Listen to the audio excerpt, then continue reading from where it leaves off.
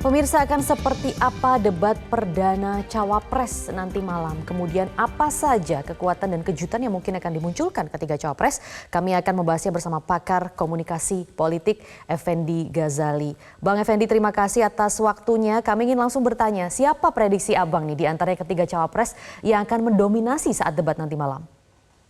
Ya, selamat siang Maria, selamat siang para pemirsa Metro TV. Akhirnya yang kita tunggu-tunggu datang juga debat Cawapres pertama pemilu 2024. Saya kalau boleh menyingkatnya akan mengatakan secara umum orang akan mengatakan ini sebagai welcome to the Gibran Show.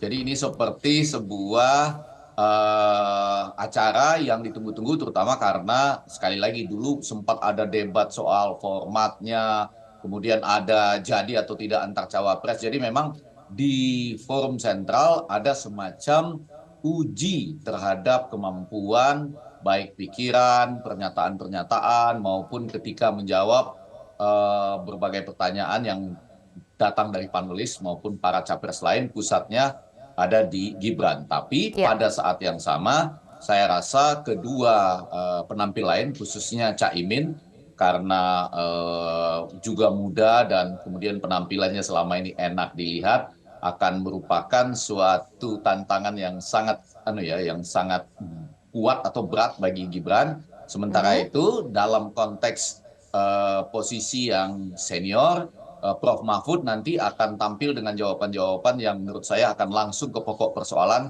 sambil dalam tanda petik menikmati bagaimana Gibran dan Caimin akan saling sanggah sama seperti debat Capres yang terlaksana beberapa waktu yang lalu, Maria.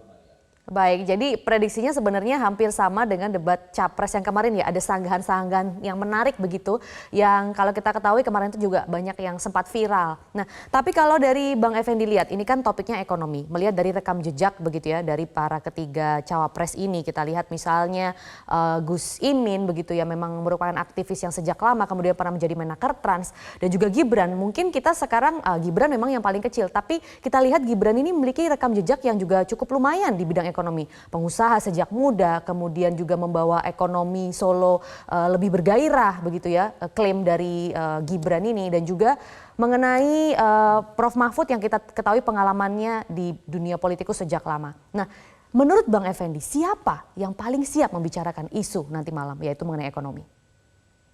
Maria, ini pertanyaannya panjang dan memang jawabannya harus agak panjang, tapi saya coba singkat dengan mengatakan begini. Satu, memang topik debat malam ini seakan-akan lebih pas buat Gibran. Mudah-mudahan itu karena hasil undian ya, bukan menyesuaikan dengan topik-topik yang memang pas buat Gibran. Jadi setelah diundi, topiknya akhirnya menuju kepada ekonomi, ekonomi kerakyatan, ekonomi digital yang persis betul dengan Gibran, APBN, APBD ya, pemerintahan daerah gitu ya, kan persis betul dengan Gibran, walaupun di sana sini ada juga soal pajak, keuangan, dan Ya. lain-lain seperti itu.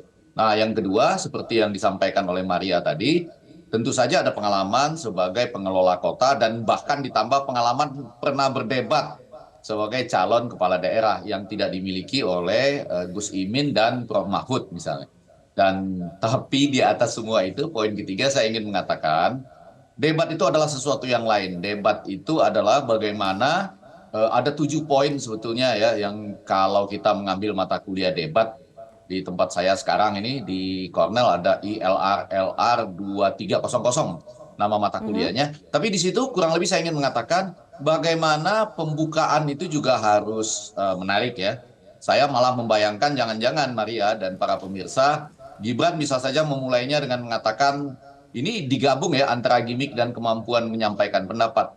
Tenang saja Pak Prabowo, saya sudah ada di sini dan siap berdebat dengan baik misalnya. Jadi cara mereka memperkenalkan diri dan kemudian Iya. masuk ke visi dan misi ya, pada awal itu adalah sesuatu yang menarik juga. Nah, kemudian tentu tergantung pada pertanyaan panelis dan kesiapan ya, baik dari apa yang sedang dicoba lakukan simulasi oleh konsultan dan tim sukses.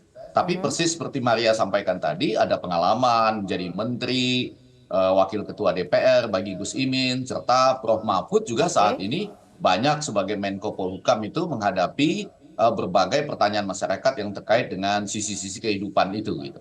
Nah, Baik. kalau langsung bagaimana nanti mereka tampil, saya rasa memang saat ini oleh konsultan Mas Gibran, ya sekali lagi Mhm. ini prediksi saya, dia kan memang ditempatkan pada posisi semacam katakanlah ya, bukan pada posisi atas ya, atau katakanlah underdog position yang ingin Iya. mengatakan bahwa selama ini memang hanya ingin datang di debat yang resmi, tidak mau datang di debat yang nggak resmi Oke. KPU misalnya, atau juga pernah ada 1 2 kali salah-salah ucap gitu. Nah itu membuat Maria harapan kita, harapan publik itu ditata sedemikian rupa untuk tidak terlalu tinggi.